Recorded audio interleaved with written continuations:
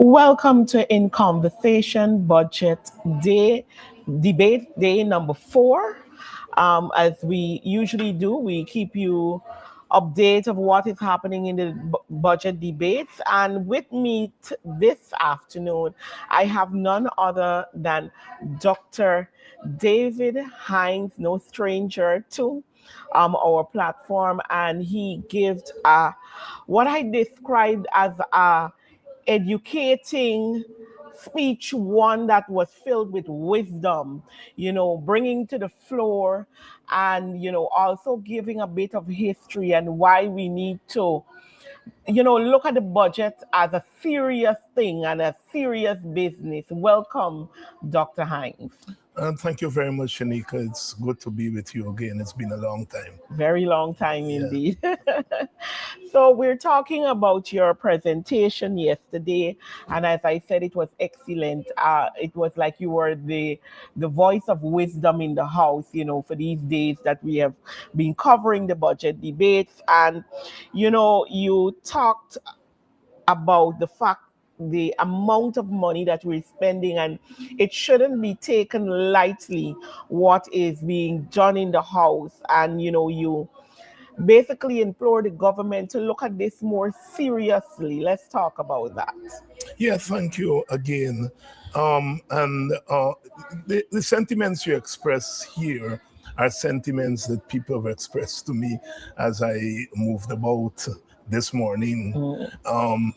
And I believe in roles. We have 12 members of parliament, and each of us, I think, has is our own role to play. And I think what I try to do is to say, let me see what role I can play here. And I think that motivated the way I made my presentation. To your question, it's very important that I said in my presentation, when I was a child going to school, if someone told me one day the budget of Guyana would be $1.5 trillion, I would say to them, never, ever in my lifetime. And the fact that we have so much money in the type of society that we have. We are not accustomed. Government is not accustomed spending that kind of money. And it is frightening that you have one party arrogating to itself the sole right to decide how to spend that money. So having that amount of money is frightening. And what is even more frightening is that one set of people belonging to one party making that decision. And so therefore, I wanted to alert the nation to the seriousness of what is happening. Because if they misspend that amount of money as they are doing, it would have consequences for the next 4 or 5 decades. And so if we don't pull them in check, if we don't alert the nation to say, look, this is not a plaything. Because when they misspend this money, when they spend this money on things that are not important to the ordinary people of this country, then they saddle us with the consequences. And so that is what motivated me to go in that direction.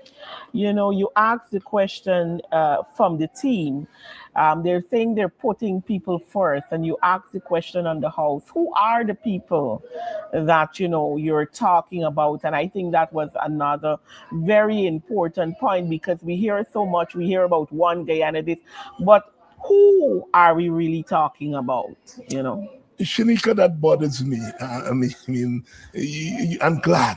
I'm so glad you picked up, and I am gladdened, because it means that young eyes and young ears like yourself are serious. Because there's a serious point I sought to make there. What this PPP government has done over the years is that it has de-intellectualized our society. We have become an elite culture of slogans. You just throw things. The people. And we have young people who are coming up, and they repeat these things without understanding what they mean. And so I wanted to say that you said the people you haven't defined. And if you don't define what people are, then you get away with taking our money and throwing it left, right, and center. And so therefore, who are you people? Are there the workers who I pass every day when I come to Parliament over the last week? They are cleaning. I saw the cleaner lady just came in here. They're cleaning up after us. The clerical workers, the policemen and women, are they the people you're talking about? And if they are the people you're talking about, where are they in the budget? And I wanted to make that point that the people must mean something substantial. I must be able to see them in the budget. And if I can't see them in the budget, then you are not making sense. You're fooling us when you talk about what the people is. And I can see on their faces, the ones who are serious, I can see them searching their mind and saying, yeah, he probably has a point there. Who are the people? Are there men and women who have toiled for this country and who are now what we call old people, what I call yesterday's children? They were yesterday's children. They toiled for nothing. They toiled when we didn't have plenty. They accepted little because we had little. And now they're older and we have plenty, and all you give them is a $5,000 raise.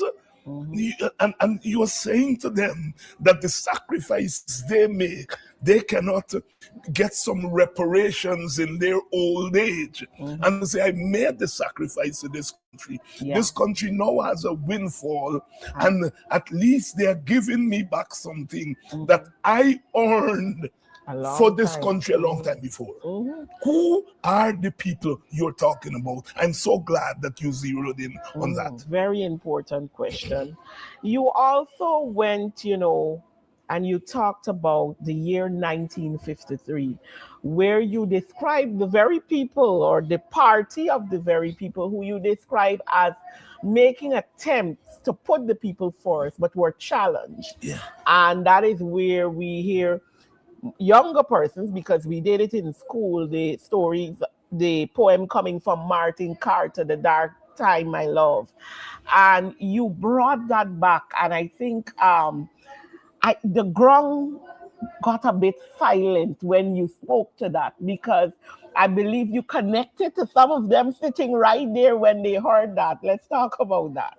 Thank you very much. I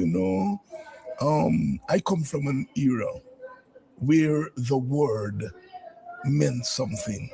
And what Martin Carter did in 1953 in that poem was to capture the mood of the people. Red flowers bend their heads in awful sorrow. He's talking about people, ordinary people who are flowers, beautiful, but here they're bending their heads in sorrow. That's powerful. Everywhere the faces of men are strained and anxious. And he's capturing that moment in 1953. But that moment never goes away. And in this time of plenty, red flowers are still bending their heads and but for different reasons. For a different reason. Look, this Christmas, the red flowers were asking about the cash grant. And luscious promises. Lots of promises that they didn't get. And so therefore what I tried to do was to say to this party that history has a way of coming back and looking us in the eye and say, have you learned? Have you learned? These red flowers were bending their heads in awful sorrow. 58% of them live in poverty. 38% in abject poverty. And you are not dealing with the dilemma. It's a dilemma. The dilemma of poverty in the face of plenty. And I think if you're a serious government, you have to say, this dilemma I did not make it because we're a particular society. We bring all the strains and the stress of 400 years from the time of the Middle Passage, even before when our indigenous people were here, Yeah. and we bring them forward. So although we have plenty, that poverty that is historical, that is structural, is here. And if you're a serious government, you have to deal with that dilemma. The dilemma of plenty, yet there is poverty. And it takes a serious government to work that through. And so, what I was trying to say, the budget must deal with that contradiction. And I don't think this budget has dealt with that contradiction. It's not a contradiction that the PPP made, but it's a contradiction that the PPP must acknowledge, and they are not acknowledging it. Yeah. If they acknowledge it, then the budget would have grappled with it. But I did not see any grappling with it in the budget, and that is what I'm trying to highlight to them, to say, I do not come here to curse you. Yeah. I come here to help you. You made in that as well. You talked about the minimum wage, both public and private, and to what you were saying. That's why we're seeing the things. Things are changing, but for some reason, the system has a particular way. You ventured into as well, you told the government, if you are serious about this and you want us to come here and say good things about the budget and talk, then you have to be able to take inputs. And if so, you give the recommendation, sit with the opposition and work the budget. I mean, I can say here that there are certain mechanisms for that, but even there, because we heard from MP Sharma Solomon, Region 10, no input to the budget. And I can tell you at the region at number 4, we were told a budget was prepared. We weren't even able to see it. So we had no input, although we have a functioning council. So I think that was another strategic point to make, that you want support on this budget, let us come together. This is serious business. Yeah, Shanika, if I were to sit here and say everything in that budget is bad, I'd be dishonest. It's in the same way that if they're saying everything in that budget is perfect, it's dishonesty. And so therefore, I want to support a budget that is a national budget. You are saying this budget is the PPP's manifesto, and you are asking me to come to the parliament and give my support to the PPP's manifesto. You are not making a distinction between your manifesto and a national budget. You're asking me to support a national budget. Then say to me, look, I'm coming to you.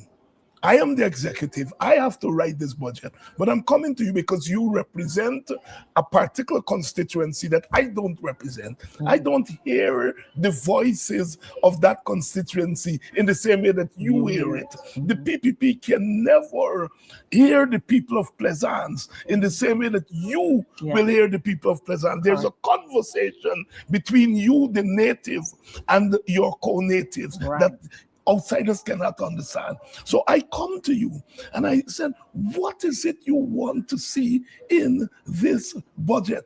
Had you come to me before and spoke to me, I would have said, put something there for reparations. I can understand why you wouldn't think of it.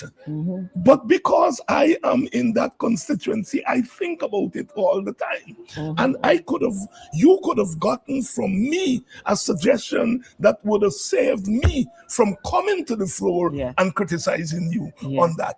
Because if you come to us and you say, let me hear you, then our fingerprints are on that budget and we are co-owners of it. And it minimizes the scope for us to come to the floor and attack the budget.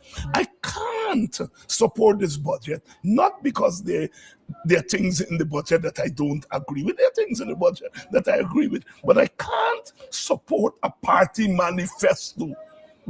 I cannot support a budget masquerading as a party manifesto masquerading as a budget. Serious.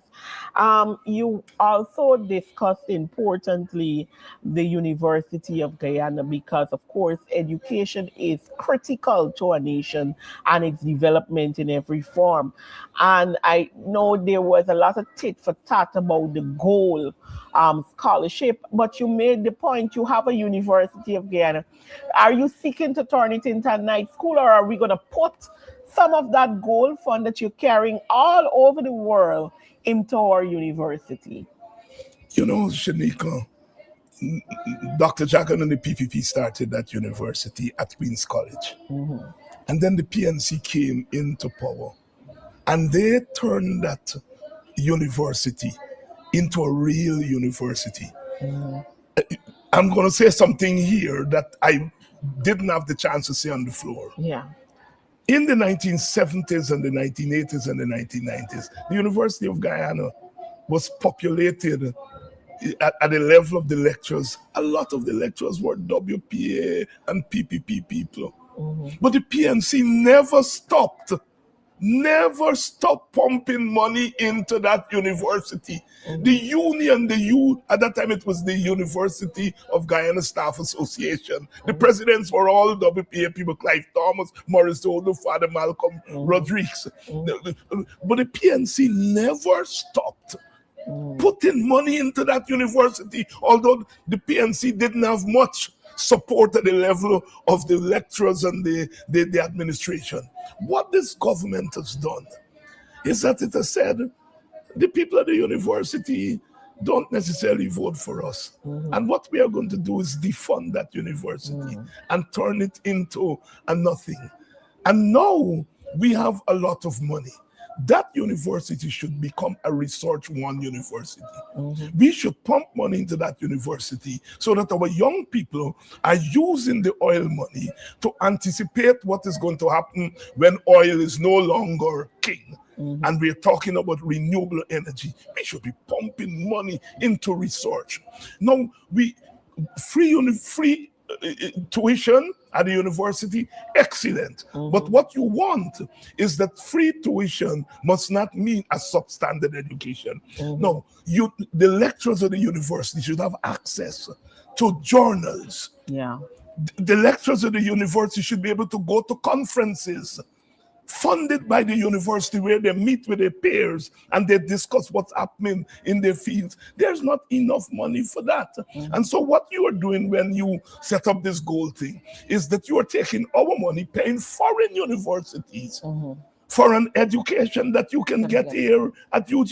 Give UG the money, let UG set up the online classes, and you can keep the goal, but the goal is going through the University of Guyana.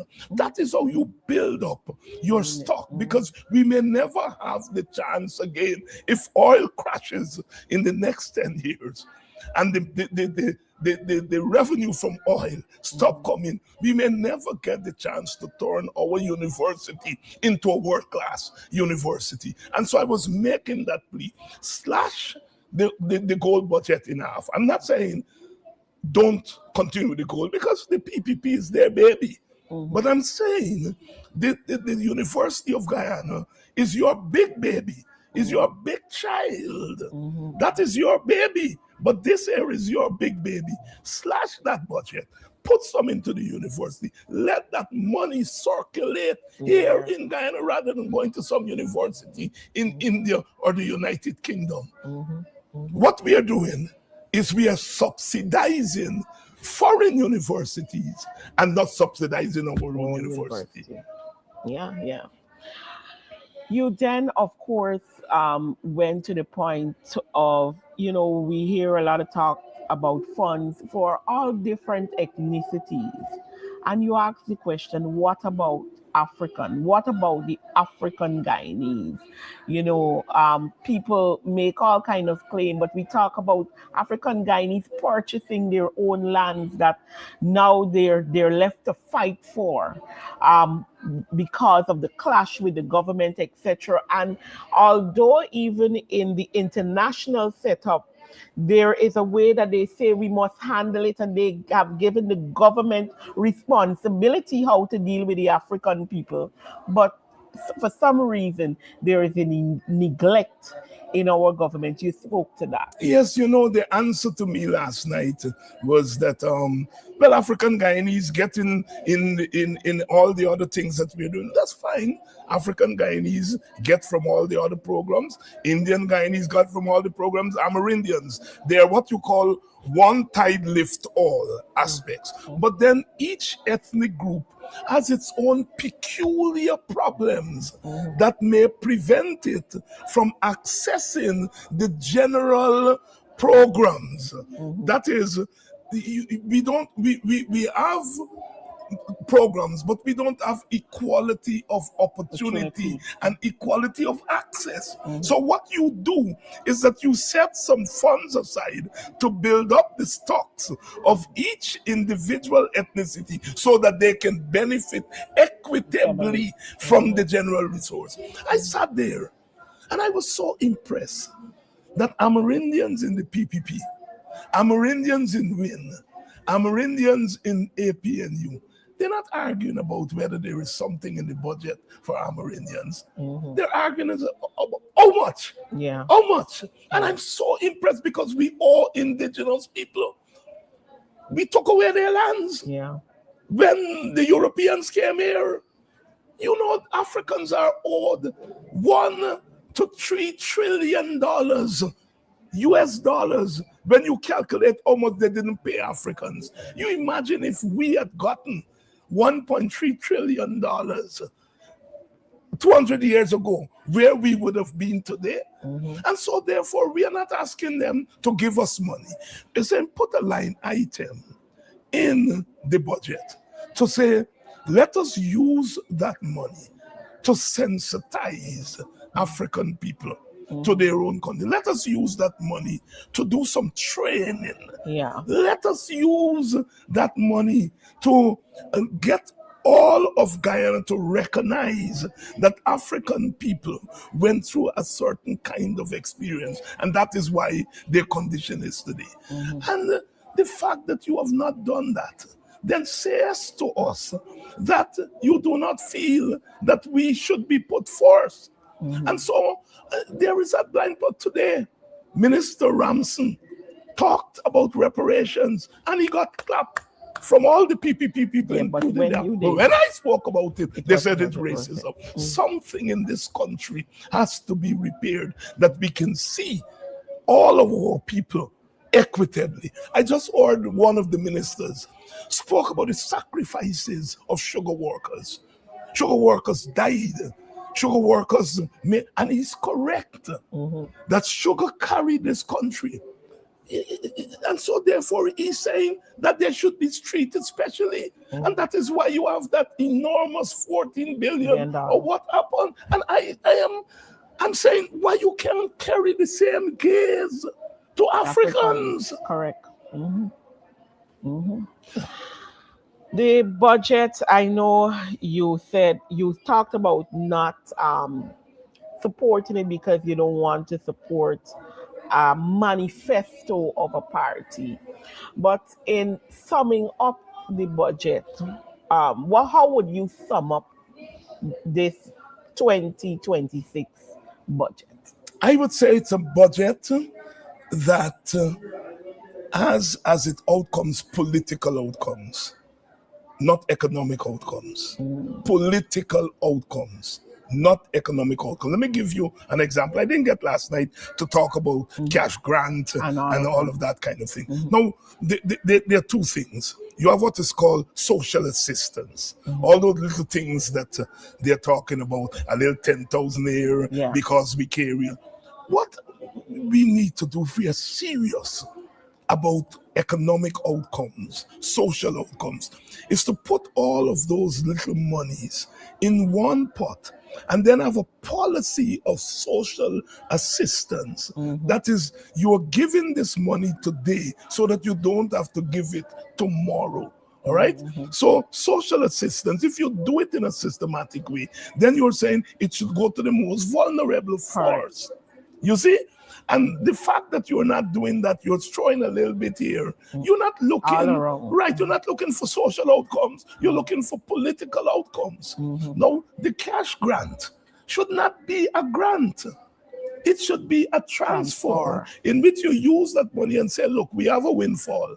And you, the Guyanese people, we are giving you this as you're entitled to this. You are sharing directly in The the wealth. dividend. And we are saying to you, look, we are giving you this. And here is what we are asking: send your children to school. And we are going to look to say 75% school attendance. If you don't do that, then next year we slash your share of the dividends.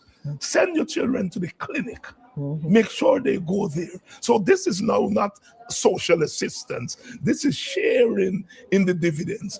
And ultimately, we want to get to the point where we have what is called a universal basic income, where every Guyanese will be guaranteed an income. Now, if every Guyanese, whether you're 18 years or 80 years old, is guaranteed an income, there'll be no need for old age pension anymore. Because now that old person at 80 will have an income, a guaranteed basic income. And so therefore, the old age pension and these little grants, there'll be no need for them. If you're an active worker, what you're working for would be on top of the basic income. And so we want to eventually get there. But we're only going to get there if you're thinking through these things. And if you're sincere in building up the stock of human beings, not building up the stock of the party. There's a way in which the stock of the party stops and the stock of the human being begins. And this is what is lacking in this budget, because what you don't have in the budget is a human thought, a thought about human beings. I wake up every day, you wake up every day, and you look around and you see our people struggling. And you could do more, anything with your life. You're an intelligent young lady. You could go in the private sector and make a lot of money. But you choose to come and join the struggle because you sincerely want to see better and change around you. And this budget does not reflect that human thinking, that conscience that says that our people, red flowers bend their head in misery. Everywhere the faces of men are strained and anxious. I want to see the anxiety go away. I want to see a smile on the faces of our people. I don't want to see our old people dying and this country not saying thanks to them in a real tangible way, that they can leave and go back to the ancestors and say, well done, well done. Well done, my country. I looked out for my country, and now my country is looking out for me. This budget is devoid of love. This budget is devoid of a connection between the rulers and those whom they seek to rule. Thank you so much, Dr. Hinds. It was absolutely wonderful sitting here and talking to you. And to our viewing audience, just before I go into what will happen next, I want to say thank you on behalf of our MP, Ms. Coretta MacDonald, for showing your support and concern for her. We've heard that people have begun visiting the hospital, etc. But she is being treated, and we expect a speedy recovery, and we want to thank you for your support for her. We will continue to bring you the budget update. Very shortly, we will be hearing for MP Dr. Dexter Todd, who should be on very shortly, and then we'll have a discussion with him. So stay tuned as we keep you updated on day number 4 of the Budget 2026 debate. Thank you.